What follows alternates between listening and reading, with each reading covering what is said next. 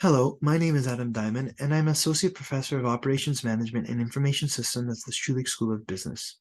In our newly published paper, Consecutive Surgeries with Complications, the Impact of Scheduling Decisions, I, along with my co-authors Anton Shevchenko from Concordia University, David Johnston, who is also from the Schulich School of Business, and Fayez Quereshy, who's a surgeon at the University Health Network in Toronto, Canada, examine how the scheduling and sequencing of surgeries by surgeons impacts the rate of post-surgical complications and patient length of stay in the hospital.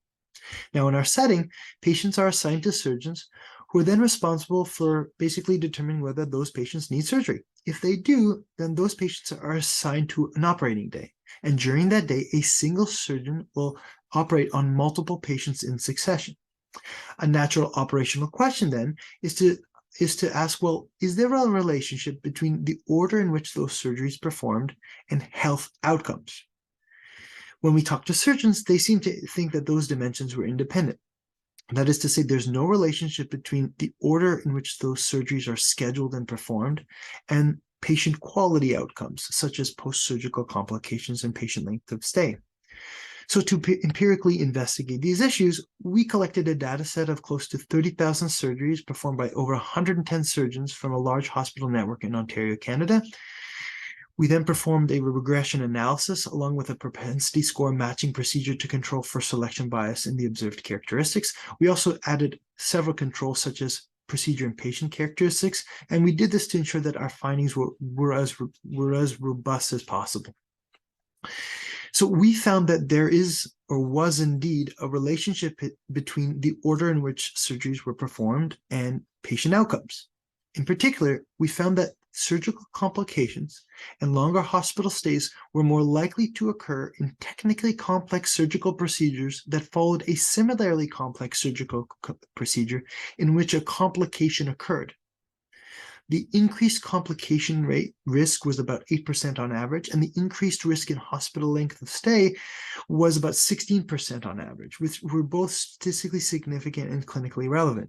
Now, these observed effects were not mitigated by scheduling greater slack time between surgeries, which is a typical operational intervention, nor were they isolated to a few problematic surgeons, surgical types, surgical team configurations, or when the surgery was performed, such as the day of the week, month of the year, or the timing of the surgery within an operating day.